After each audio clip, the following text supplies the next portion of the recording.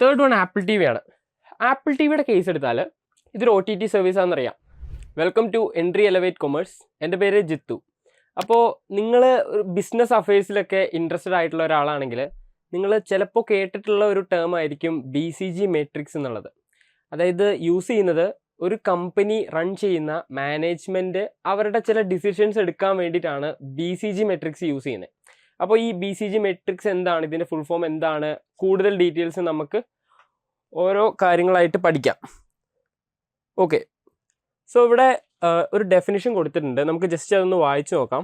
BCG matrix അല്ലെങ്കിൽ Boston consulting group matrix is a strategic tool use to analyse a company's product portfolio and help in decision making about where to invest, develop or discontinue products. It categorizes products into 4 quadrants based on market growth and market share. Okay, ഇത് just ഒരു definition ആണ്, നമുക്കിത് ഓരോന്നും detail ആയിട്ട് പറയാം. ഈ BCG matrix എന്ന് പറയുന്നത് ഡെവലപ്പ് ചെയ്തത് BCG എന്ന് പറഞ്ഞ ഒരു കമ്പനിയാണ്.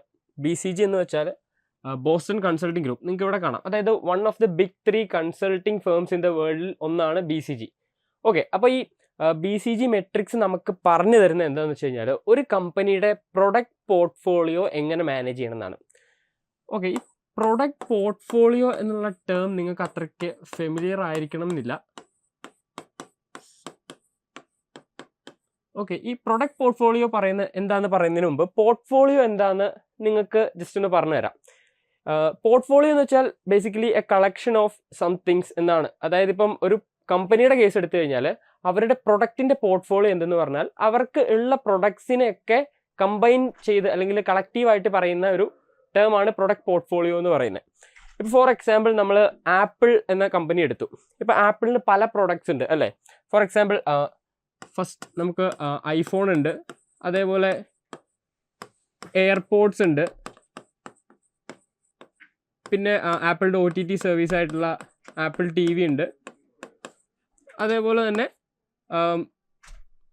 ഐപോഡ്, അത് ഇപ്പം കറൻ്റ് പ്രൊഡക്ഷൻ ഇല്ല, പക്ഷേ നേരത്തെ ഉണ്ടായിരുന്ന ഒരു പ്രൊഡക്റ്റാണ്, ഐപോഡ്സ് ഉണ്ട് അല്ലേ. അപ്പോൾ ഈ പ്രൊഡക്റ്റുകൾ ഇതിനെ കമ്പൈൻ ചെയ്ത് അല്ലെങ്കിൽ മൊത്തത്തിൽ വിളിക്കുന്ന പേരാണ് പ്രൊഡക്റ്റ് പോർട്ട്ഫോളിയോ എന്ന് പറയുന്നത്. ഇതാണ് ആപ്പിളിൻ്റെ പ്രൊഡക്റ്റ് പോർട്ട്ഫോളിയോ.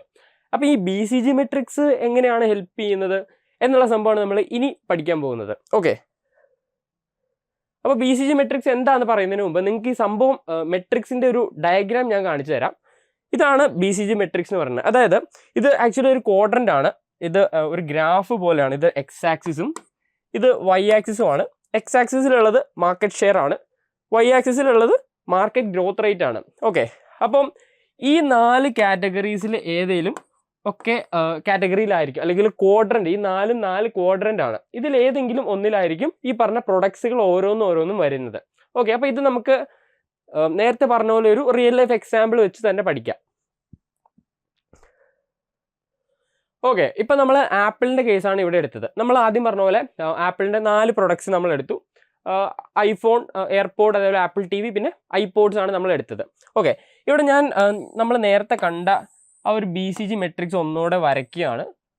ഇതാണ് Y ആക്സിസ്, ഇത് X ആക്സിസ് ആണ്. ഓക്കെ, ഇവിടെ റിലേറ്റീവ് മാർക്കറ്റ് ഷെയർ ആണിത്. ഓക്കെ, Y ആക്സിസിൽ വരുന്നത് ഗ്രോത്ത് റേറ്റ് ആണ്, മാർക്കറ്റ് ഗ്രോത്ത് റേറ്റ് ആണ്. അതായത് ഒരു പ്രൊഡക്റ്റിന് എത്രത്തോളം ഭാവിയിൽ അതിന് ഗ്രോത്ത്, അതിന് ഡിമാൻഡ് കൂടും, അല്ലെങ്കിൽ അതിന് എത്രത്തോളം മാർക്കറ്റിൽ ഡിമാൻഡ് അല്ലെങ്കിൽ ഗ്രോത്ത് റേറ്റ്, അതിൻ്റെ ഗ്രോത്ത് എത്ര എന്നുള്ളതാണ് ഈ Y ആക്സിസ് പറയുന്നത്.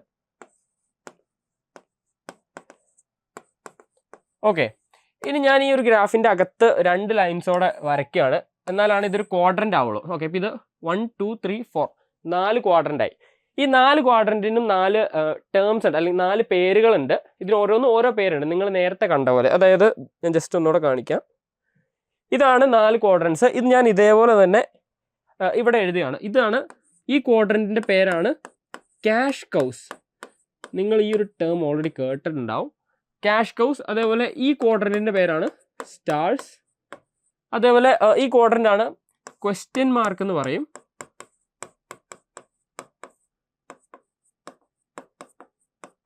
ഇതിന് ഓൾസോ നമ്മൾ പ്രോബ്ലം ചൈൽഡ് എന്നും കൂടെ വിളിക്കും ഈ ഒരു ക്വാഡ്രൻറ്റിനെ. ഇതെന്താണെന്നുള്ള കാര്യങ്ങൾ ഡീറ്റെയിൽ ആയിട്ട് ഞാൻ എക്സ്പ്ലെയിൻ ചെയ്യും. ഈ ക്വാഡ്രൻറ്റ് ഡോഗ് എന്നാണ് ഇതിൻ്റെ പേര്. Okay, dog. യാ, അപ്പം ഇനി നമ്മൾ ചെയ്യാൻ പോകുന്നത് എന്താണെന്ന് വെച്ച് കഴിഞ്ഞാൽ നമ്മൾ നേരത്തെ ഒരു 4 പ്രൊഡക്ട്സ് പറഞ്ഞായിരുന്നു ആപ്പിളിൻ്റെ കേസിൽ. അതിൽ നമുക്ക് ജസ്റ്റ് സൈഡിലൊന്ന് എഴുതാം. ഫസ്റ്റ് വൺ ഐഫോൺ ആണ്. സെക്കൻഡ് വൺ നമ്മൾ പറഞ്ഞത് ഏതാ? എയർപോഡ്സിൻ്റെ കേസ് പറഞ്ഞു. തേർഡ് വൺ ആപ്പിളിൻ്റെ OTT സർവീസ് ആപ്പിൾ TV. പിന്നെ ലാസ്റ്റ് വൺ നമ്മൾ പറഞ്ഞത് ഐപോഡ്സ് ആണ്. ഓക്കെ, അപ്പോൾ ഈ 4 പ്രൊഡക്റ്റും കൂടെ ചേരുന്നതാണ് ആപ്പിളിൻ്റെ പ്രൊഡക്റ്റ് പോർട്ട്ഫോളിയോ എന്ന് പറയുന്നത്. ഇനി ഇതിന് ഓരോ പ്രൊഡക്റ്റിനെയും നമ്മൾ ഈ പറഞ്ഞ 4 ക്വാഡ്രൻറ്റിൽ ഏതെങ്കിലും ഒരു ക്വാഡ്രൻറ്റിലേക്ക് ഇടാൻ പോവുകയാണ്. ഓക്കെ, അത് എന്തിൻ്റെ ബേസിലാണ് ഇടുന്നത്, എങ്ങനെയാണ് ഇടുന്നത് ഞാൻ പറഞ്ഞുതരാം. ഈ എക്സ് ആക്സിസ് പറയുന്നത് relative market share. Market share എന്ന് വെച്ചാൽ എന്താ? മാർക്കറ്റ് ഷെയർ എന്ന് വെച്ചാൽ ഇപ്പം ഫോർ എക്സാമ്പിൾ ടോട്ടൽ നമ്മുടെ മൊബൈൽ ഫോണിൻ്റെ സെയിൽസ് ലോകത്തിൽ തന്നെ ഒരു സ്പെസിഫിക് വർഷത്തിൽ അല്ലെങ്കിൽ ഇയറിൽ $1,000 മില്യൺ ആണെന്ന് വിചാരിക്കുക. ഓക്കെ, അതായത് $1,000 മില്യൺ ആണ് ടോട്ടൽ സെയിൽസ് മൊബൈലിൻ്റെ. ഇതിൽ ആപ്പിളിൻ്റെ സെയിൽസ് എത്രയാണെന്ന് അറിയോ? ആപ്പിൾ വിൽക്കുന്ന ഐഫോണിൻ്റെ സെയിൽസ് എന്ന് പറയുന്നത് ഫോർ എക്സാമ്പിൾ $300 മില്യൺ ആണെന്ന് വിചാരിക്കുക. ഓക്കെ, അപ്പോൾ ഒരു കൊല്ലത്തിൽ ലോകത്ത് മൊത്തം വിൽക്കുന്ന സെയിൽസ്, മൊബൈൽ ഫോണിൻ്റെ സെയിൽസ് എമൗണ്ട് എടുത്താൽ അത് $1,000 മില്യൺ ആണെങ്കിൽ ആപ്പിൾ $300 മില്യൺ ആണ്. സോ 300 ഡിവൈഡഡ് ബൈ 1000 ഇൻറ്റു 100 ചെയ്താൽ നിങ്ങൾക്കൊരു പെർസെൻറ്റേജ് കിട്ടും. അത് 30% ആണ്. സിമ്പിളാണ്. സോ ഈ 30% ആണ് ആപ്പിളിൻ്റെ അല്ലെങ്കിൽ ഐഫോണിൻ്റെ മൊബൈൽ ഫോണിലെ മാർക്കറ്റ് ഷെയർ എന്ന് പറയുന്നത്. ഓക്കെ, അപ്പോൾ ഇത് മാർക്കറ്റ് ഷെയർ ആണ്. പക്ഷേ ഇവിടെ റിലേറ്റീവ് മാർക്കറ്റ് ഷെയർ എന്നാണ് പറയുന്നത്. സോ അത് ഏകദേശം സെയിം കോൺസെപ്റ്റ് ആണ്, പക്ഷേ ചെറിയൊരു ഡിഫറൻസ് ഉണ്ട്. അത് ഞാൻ പിന്നീട് പറഞ്ഞു തരാം. ഓക്കെ, അപ്പോൾ 30% ആണ് മാർക്കറ്റ് ഷെയർ ഐഫോണിൻ്റെ. ഇപ്പോൾ 30% മൊബൈൽ ഫോണിൻ്റെ മാർക്കറ്റ് ഷെയർ എന്ന് പറഞ്ഞാൽ നിങ്ങൾക്ക് എന്താ തോന്നുന്നത്? അത് വളരെ വലിയൊരു എമൗണ്ട് ആണോ? മീൻസ് 100%ൻ്റെ 30% ആപ്പിളാണ് സെല്ല് ചെയ്യുന്നത് ലോകത്തിൽ ഫോൺസ്. അങ്ങനെ നോക്കുമ്പോൾ ശരിക്കും പറഞ്ഞാൽ അത് ആപ്പിൾ ആണ് ലോകത്തിലെ ഏറ്റവും പോപ്പുലർ ഫോൺ, നിങ്ങൾക്കറിയാം. അല്ലെങ്കിൽ ഐഫോൺ ആണ് ലോകത്തിലെ ഏറ്റവും പോപ്പുലർ ഫോൺ. പിന്നെ സാംസങ് ഉണ്ട്, റിയൽമി ഉണ്ട്, ഓപ്പോ ഉണ്ട്, വിവോ ഉണ്ട്. അങ്ങനെ പല ബ്രാൻഡുകൾ ഫോൺസ് ഇറക്കുന്നുണ്ട്. ഇപ്പോൾ മൊബൈൽ ഇൻഡസ്ട്രീനെ സംബന്ധിച്ച് 30% മാർക്കറ്റ് ഷെയർ എന്ന് പറഞ്ഞാൽ ഹൈ മാർക്കറ്റ് ഷെയർ ആണ്. സോ ഈ ഹൈ മാർക്കറ്റ് ഷെയർ എന്ന് പറയുമ്പോൾ ഇവിടെ ഈ സൈഡിലേക്ക് ഇത് നിങ്ങൾക്കറിയാം, ഒരു ഗ്രാഫിൻ്റെ ഈ ഒരു എക്സ് ആക്സും വൈ ആക്സും ഇൻ്റർസെക്ട് ചെയ്യുന്ന പോയിന്റ് എപ്പോഴും 0 ആയിരിക്കും. ഇവിടെയുള്ളതൊക്കെ ലോ വാല്യൂ ആയിരിക്കും. ഈ സൈഡിലുള്ളതൊക്കെ ലോ വാല്യൂ ആയിരിക്കും. ഇത് റൈറ്റിലേക്ക് പോകുന്തോറും വാല്യൂസ് ഹൈ ആവും. ഓക്കെ, അതേപോലെ തന്നെ നിങ്ങളുടെ വൈ ആക്സിസിലും അങ്ങനെ. ഓക്കെ, അപ്പോൾ മാർക്കറ്റ് ഷെയർ ഐഫോണിന് ഹൈ ആണെന്ന് പറഞ്ഞു. അങ്ങനെയാണെങ്കിൽ അത് ഈ സൈഡിലാണ് വരിക. പക്ഷേ അത് ഇവിടെ വരുമോ, ഈ ക്വാഡ്രൻറ്റിൽ വരുമോ? അത് നമ്മൾ നോക്കുന്നത് നമ്മുടെ മാർക്കറ്റ് ഗ്രോത്ത് റേറ്റ് വെച്ചിട്ടാണ്. ഓക്കെ, അപ്പം നിങ്ങൾക്ക് എന്താ തോന്നുന്നത്? ഐഫോൺ എന്ന് പറയുന്നത് ഒരു മൊബൈൽ ഫോണാണ്.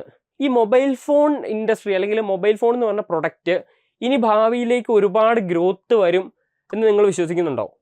ഇപ്പോൾ എൻ്റെ ഒരു കാഴ്ചപ്പാടിൽ പറയുകയാണെങ്കിൽ, നിങ്ങളൊരു കഴിഞ്ഞൊരു 2-3 കൊല്ലം എടുത്ത് നോക്കുകയാണെങ്കിൽ മൊബൈൽ ഫോൺസിൽ ഒരുപാട് വളരെ ഡ്രാസ്റ്റിക് ആയിട്ടുള്ള ഇന്നോവേഷൻസ് അല്ലെങ്കിൽ ഡെവലപ്മെൻറ്റ്സ് ഒന്നും വന്നിട്ടില്ല. മേ ബി ഫോൾഡ് ഫോൺസ് ഒക്കെ ഇറങ്ങിയിട്ടുണ്ടാവും. അല്ലാണ്ട് നോക്കിക്കഴിഞ്ഞാൽ വലിയ സോഫ്റ്റ്വെയർ വൈസും അല്ലെങ്കിൽ ഹാർഡ്വെയർ വൈസും നിങ്ങൾക്ക് വലിയ ഡെവലപ്മെൻറ്റ്സ് ഇന്നോവേഷൻസ് ഒന്നും കാണാൻ സാധിക്കില്ല. കാരണം എന്ന് വെച്ച് കഴിഞ്ഞാൽ മൊബൈൽ ഫോൺ മാർക്കറ്റ് ഓൾമോസ്റ്റ് ഒരു മെച്യൂരിറ്റി സ്റ്റേജിൽ എത്തിയിട്ടുണ്ട്, അല്ലെങ്കിൽ സാച്ചുറേറ്റഡ് സ്റ്റേജിൽ എത്തിയിട്ടുണ്ട്.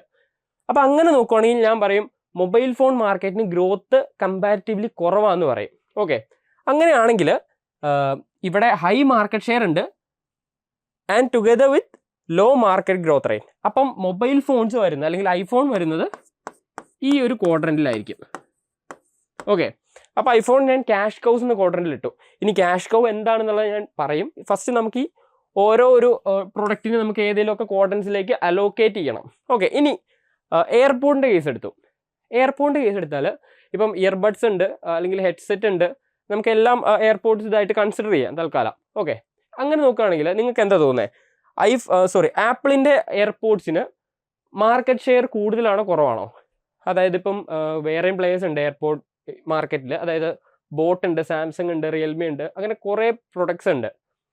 അപ്പോൾ എന്നാലും ആപ്പിളിനൊരു ഫെയർ ഷെയർ ഉണ്ട്. അപ്പോൾ നമുക്ക് ഹൈ മാർക്കറ്റ് ഷെയർ ഉണ്ടെന്ന് തന്നെ പറയാം. ഇനി ആ ഒരു ഇൻഡസ്ട്രിക്ക് ഗ്രോത്ത് ഉണ്ടോ ഇല്ലയോ? നമ്മൾ നേരത്തെ ചിന്തിച്ച പോലെ എയർപോഡ് ഇൻഡസ്ട്രിയുടെ കേസ് എടുത്തു കഴിഞ്ഞാൽ ഇപ്പോഴും പുതിയ ഇന്നോവേഷൻസ് വരുന്നുണ്ട്. കാരണം നമ്മുടെ ഈ എയർപോഡിൻ്റെ അകത്തുള്ള ഡ്രൈവറിൻ്റെ ഒക്കെ സൈസ് മാക്സിമം കുറച്ചുകൊണ്ട് എന്താ പറയുക, കൂടുതൽ എഫിഷ്യൻ്റ് ആയിട്ടുള്ള അല്ലെങ്കിൽ സൗണ്ട് ക്ലാരിറ്റി ഒക്കെ ഇപ്പോഴും ഡെവലപ്മെൻറ്റ്സ് കൊണ്ടുവരുന്നുണ്ട്.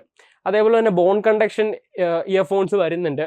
അപ്പോൾ അതേപോലെ ഇനി AI ഇൻറ്റിഗ്രേഷൻ മേ ബി വന്നേക്കാം ഇതിലൊക്കെ. അപ്പോൾ അങ്ങനെ നോക്കുകയാണെങ്കിൽ എയർപോഡ് ഇൻഡസ്ട്രിക്ക് ഇപ്പോഴും ഗ്രോത്ത് ഉണ്ടെന്ന് ഞാൻ പറയും. അങ്ങനെയാണെങ്കിൽ ഓക്കെ, ഹൈ മാർക്കറ്റ് ഷെയർ ഉണ്ട്, അതേപോലെ ഗ്രോത്തും ഉണ്ട്. സോ അങ്ങനെ വരുമ്പം ഇതും ഹൈ ആണ്, ഇതും ഹൈ ആണ്. സോ ഇത് ഇൻ്റർസെക്ട് ചെയ്യുന്ന പോയിന്റ് സ്റ്റാർ, ഇവിടെ ഞാൻ എയർപോഡ്സ് പ്ലേസ് ചെയ്യും. ഓക്കെ, ഇനി തേർഡ് വൺ ആപ്പിൾ TV ആണ്. ആപ്പിൾ TVയുടെ കേസ് എടുത്താൽ ഇതൊരു OTT സർവീസ് ആണെന്നറിയാം. OTT സർവീസ് എന്ന് പറയുമ്പോൾ നമുക്ക് വേറെ ഏതൊക്കെയാണ് ചിന്തിക്കാം. അതായത് നെറ്റ്ഫ്ലിക്സ് ഉണ്ട്, ആമസോൺ പ്രൈം ഉണ്ട്, ഡിസ്നി ഉണ്ട്, ജിയോ സിനിമ ഉണ്ട്. അപ്പോൾ ഇതൊരു കോമ്പറ്റീറ്റീവ് ഇൻഡസ്ട്രിയാണ്. അതെ, ഇവിടെ ആപ്പിൾ TVക്ക് വലിയ പ്രസക്തി ഉണ്ടോ? നിങ്ങൾ ആപ്പിൾ TV ആണ് യൂസ് ചെയ്യുന്നതെങ്കിൽ കമൻറ്റ് ബോക്സിൽ പറയാം. പക്ഷേ കൂടുതൽ പേരും ആപ്പിൾ TV യൂസ് ചെയ്തില്ലെങ്കിൽ പോലും നിങ്ങൾ നെറ്റ്ഫ്ലിക്സോ ജിയോ സിനിമയൊക്കെ സ്ഥിരമായി യൂസ് ചെയ്യുന്ന ആളായിരിക്കാം അല്ലേ? അങ്ങനെ പറയുമ്പോൾ റിലേറ്റീവ് മാർക്കറ്റ് ഷെയർ ആപ്പിളിന് മാർക്കറ്റ് ഷെയർ കുറവാണെന്ന് ഞാൻ പറയും. സോ ഏതെങ്കിലും ഈ ഒരു 2 ക്വാഡ്രൻറ്റിലായിരിക്കും ആപ്പിൾ TV വരുന്നത്. അങ്ങനെ നോക്കിക്കഴിഞ്ഞാൽ നിങ്ങൾക്ക് എന്താ തോന്നുന്നത്, ഈ OTT സർവീസ് എന്ന് പറയുന്ന ഒരു ബിസിനസ് മോഡലിന് ഗ്രോത്ത് ഉണ്ടോ ഇല്ലയോ എന്ന് നിങ്ങളൊന്ന് ചിന്തിച്ച് നോക്കിയേ. ഇപ്പം ഞാൻ പറയുകയാണെങ്കിൽ, ഇപ്പം നിങ്ങൾ നെറ്റ്ഫ്ലിക്സിൻ്റെ കേസ് എടുത്താൽ അവർ നെറ്റ്ഫ്ലിക്സ് സൈറ്റിൽ അല്ലെങ്കിൽ ആപ്പിൽ ഗെയിമിംഗ് കൂടുതൽ കൊണ്ടുവരാൻ ശ്രമിക്കുന്നുണ്ട് അല്ലേ? ഇപ്പം for example San Andreas, Vice City പോലുള്ള ഗെയിംസൊക്കെ അവർ ഇൻട്രൊഡ്യൂസ് ചെയ്തിട്ടുണ്ട് ഓൾറെഡി. ഇനി എന്താ VR ഇൻറ്റഗ്രേഷൻ, VR യൂസ് ചെയ്ത് നമുക്ക് മൂവീസ് കാണാൻ പറ്റും അല്ലേ? അപ്പോൾ അങ്ങനത്തെ കുറേ ന്യൂ ഇന്നോവേഷൻസ് ഈ പറഞ്ഞ OTT പ്ലാറ്റ്ഫോമിൻ്റെ കേസിൽ അല്ലെങ്കിൽ ആ ഒരു ബിസിനസ്സിൽ വരുന്നുണ്ട്. അപ്പോൾ അവിടെ ഗ്രോയിങ് ആണ് ആ ഇൻഡസ്ട്രി എന്ന് ഞാൻ പറയും. അങ്ങനെ നോക്കുകയാണെങ്കിൽ OTTക്ക് അല്ലെങ്കിൽ ആപ്പിൾ TV ഒരു OTT പ്ലാറ്റ്ഫോമാണ്, അതിന് മാർക്കറ്റ് ഷെയർ ആപ്പിളിന് ലോ ആണ്, കമ്പൈൻഡ് വിത്ത് ആ ഇൻഡസ്ട്രിക്ക് നല്ല ഹൈ ഗ്രോത്ത് റേറ്റ് ഉണ്ട്. അങ്ങനെയാണെങ്കിൽ അത് എവിടെയാണ് വരുന്നത്? ഇത് ലോയും ഇത് ഹൈയും, ഇത് ഇൻ്റർസെക്ട് ചെയ്യുന്നത് ക്വസ്റ്റ്യൻ മാർക്കിലാണ്. ഓക്കെ, അപ്പോൾ ആപ്പിൾ TV ഞാൻ ഇവിടെ പ്ലേസ് ചെയ്തു. ഇനി ലാസ്റ്റ് വൺ ഐപോഡ് എന്താ പണ്ടത്തെ ഒരു സെൻസേഷണൽ ആയിട്ടുള്ള പ്രൊഡക്റ്റ് ആയിരുന്നു അല്ലേ? ഇപ്പോൾ പക്ഷേ അത് മാർക്കറ്റിൽ തന്നെ ഇല്ല. കാരണം എന്താ, പുതിയ OTT മ്യൂസിക് പ്ലാറ്റ്ഫോംസ് വന്നു, സ്പോട്ടിഫൈ, ഗാന, അല്ലെങ്കിൽ വേറെ ഏതാ റെസോ, അങ്ങനത്തെ യൂട്യൂബ് മ്യൂസിക് പോലുള്ള പ്ലാറ്റ്ഫോംസ് വന്നതോടുകൂടി ഐപോഡ്സ് എന്ന് പറഞ്ഞൊരു പ്രൊഡക്റ്റ് മാർക്കറ്റിൽ തന്നെ ഇല്ലാണ്ടായി. അപ്പോൾ അങ്ങനെ നോക്കുകയാണെങ്കിൽ അവിടെ ഇപ്പം മാർക്കറ്റ് ഷെയർ ആപ്പിളിനുണ്ടോ? അതായത് ആരെങ്കിലും ഐപോഡ് യൂസ് ചെയ്യുന്നുണ്ടോ? കൂടുതൽ പേര് യൂസ് ചെയ്യുന്നുണ്ടായിരുന്നെങ്കിൽ ഹൈ മാർക്കറ്റ് ഷെയർ വന്നേനെ. പക്ഷേ ആരും യൂസ് ചെയ്യുന്നില്ലാത്തതുകൊണ്ട് അത് ലോ ആണ്. അതേപോലെ തന്നെ അതിന് ഗ്രോത്ത് റേറ്റ് ഉണ്ടോ ഇല്ലയോ? സ്വാഭാവികമായിട്ട് നിങ്ങൾക്കറിയാം അതിന് ഒട്ടും ഗ്രോത്ത് റേറ്റ് ഇല്ല. അപ്പോൾ ഐപോഡ് വരുന്നത് ഈ ഡോഗ് എന്ന് പറയുന്ന ഈ ഒരു ക്വാഡ്രൻറ്റിലാണ്. ഓക്കെ, അപ്പോൾ നമ്മളിപ്പോൾ 4 പ്രൊഡക്ട്സും ഏതെങ്കിലുമൊക്കെ ക്വാഡ്രൻസിൽ പ്ലേസ് ചെയ്തു. ഇനിയാണ് നിങ്ങൾ ശരിക്കും ഇതിൽ നിന്ന് എന്ത് ഇൻസൈറ്റ് ആണ് നിങ്ങൾക്ക് കിട്ടുന്നത്, അല്ലെങ്കിൽ ഇത് ശരിക്കും ഒരു മാനേജ്മെൻറ്റ് യൂസ് ചെയ്യുന്ന ടൂളാണ്. അപ്പോൾ ഈ ബിസിനസ് റൺ ചെയ്യുന്ന മാനേജ്മെൻറ്റിന് ഇതിൽ നിന്ന് എന്താ പറയുക, ഇതിൽ നിന്ന് എന്ത് ഇൻസൈറ്റ് ആണ് എടുക്കാൻ പറ്റുക എന്ന് നമുക്ക് നോക്കാം. ഓക്കെ, ഇവിടെ ക്യാഷ് കൗ എന്ന് നമ്മൾ പറഞ്ഞു. ഈ ക്യാഷ് കൗ എന്ന് പറയുന്നത് ഒരു ഐഫോണാണ്. ഈ ഐഫോണിൻ്റെ കേസ് പറഞ്ഞാൽ നിങ്ങൾക്ക് ഇവിടെ ഓൾറെഡി ഹൈ മാർക്കറ്റ് ഷെയർ ഉള്ള കാരണം തന്നെ ഇതിൽ നല്ല പ്രോഫിറ്റ് ആപ്പിൾ ജനറേറ്റ് ചെയ്യുന്നുണ്ട് ഐഫോൺ വിൽക്കുന്നതോടെ.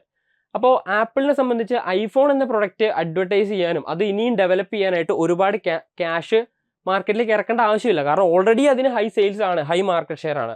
സോ ഇതിൽ നിന്ന് കിട്ടുന്ന ക്യാഷ് അല്ലെങ്കിൽ പ്രോഫിറ്റ് ഇത് യൂസ് ചെയ്ത് നമുക്ക് ഒന്നെങ്കിൽ ഗ്രോയിങ് ആയിട്ടുള്ള നല്ല ഗ്രോത്ത് റേറ്റ് ഉള്ള സ്റ്റാർസ്, അതായത് എയർപോഡ്സ് നമുക്ക് മാർക്കറ്റ് ചെയ്യാനും ഡെവലപ്പ് ചെയ്യാനും പറ്റും. ഓക്കെ, ഇനി നെക്സ്റ്റ് വൺ സ്റ്റാർസിൻ്റെ കേസ് നമ്മൾ ഓൾറെഡി പറഞ്ഞു, അതിന് ഹൈ മാർക്കറ്റ് ഷെയർ ഉണ്ട്, പക്ഷേ അതിന് എന്താ ഗ്രോത്തും ഉണ്ട്. അപ്പോൾ ഇനിയും മാർക്കറ്റ് ഷെയർ കൂട്ടാൻ പറ്റും നമുക്ക്. അതുകൊണ്ടാണ് നമ്മൾ ഐഫോണിൻ്റെ ക്യാഷ് അല്ലെങ്കിൽ ഐഫോണിന് കിട്ടുന്ന പ്രോഫിറ്റ് യൂസ് ചെയ്ത് സ്റ്റാർസ് ആയിട്ടുള്ള എയർപോഡ് ഡെവലപ്പ് ചെയ്യുന്നത് മാർക്കറ്റ് ചെയ്യുന്നതും.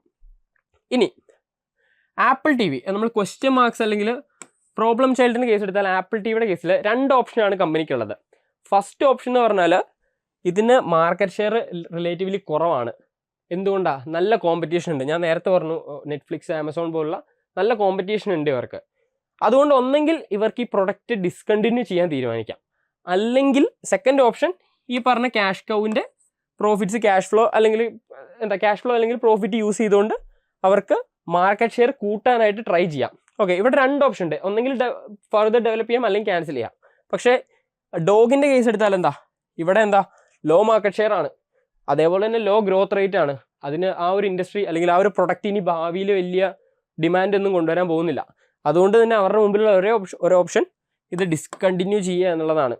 ഓക്കെ, അപ്പോൾ നമ്മളിപ്പോൾ ഇത്രയും പറഞ്ഞ കാര്യങ്ങളാണ് ജസ്റ്റ് ഇവിടെ കൊടുത്തേക്കുന്നത്. സ്റ്റാർ എന്ന് പറഞ്ഞാൽ high market share, high growth ആയിരിക്കും. അതിൽ വരുന്ന പ്രൊഡക്ട്സും അതേപോലെ ക്യാഷ് കൗ, ക്വസ്റ്റ്യൻ മാർക്ക്, ഡോഗ്സ്. നിങ്ങൾക്ക് വേണമെങ്കിൽ ഇതൊന്ന് പോസ് ചെയ്ത് ഇതൊന്ന് ജസ്റ്റ് വായിച്ച് നോക്കാം. ഞാനിപ്പം നേരത്തെ സ്ലൈഡിൽ എക്സ്പ്ലെയിൻ ചെയ്ത സെയിം സംഭവമാണ്. ഓക്കെ, അപ്പോൾ ഇന്ന് നമ്മൾ പഠിച്ചത് BCG മാട്രിക്സ് എന്ന് പറയുന്ന ഒരു സ്ട്രാറ്റജിക് ടൂളിനെ പറ്റിയാണ്. അതായത് ഒരു കമ്പനി റൺ ചെയ്യുന്ന മാനേജ്മെൻറ്റ് യൂസ് ചെയ്യുന്ന ഒരു ടൂളാണിത്. അപ്പോൾ ഇത് യൂസ് ചെയ്ത് ആ കമ്പനിക്ക് അവരുടെ ഏതൊക്കെ പ്രൊഡക്റ്റിൽ കൂടുതൽ ഇൻവെസ്റ്റ് ചെയ്യണം, ഏതൊക്കെ പ്രൊഡക്റ്റിൻ്റെ പ്രൊഡക്ഷൻ നിർത്തണം, അങ്ങനെ ആ കാശ് ലാഭിച്ച് വേറെ പ്രൊഡക്റ്റിലേക്ക് ഇൻവെസ്റ്റ്മെൻറ്റ് നടത്തണം എന്നൊക്കെ തീരുമാനിക്കാൻ ഹെൽപ്പ് ചെയ്യുന്ന ഒരു മെട്രിക്സ് ആണ്, അല്ലെങ്കിൽ ഒരു ടൂളാണ് നമുക്ക് പറയാം. അപ്പോൾ ഇന്നത്തെ ടോപ്പിക്ക് ഇത്രേ ഉള്ളൂ. നിങ്ങൾക്ക് എന്തെങ്കിലും ഡൗട്ട്സ് ഉണ്ടെങ്കിൽ കമൻറ്റ് ബോക്സിൽ പറയുക. അതേപോലെ തന്നെ മറ്റൊരു വീഡിയോയിൽ വീണ്ടും കാണാം. താങ്ക്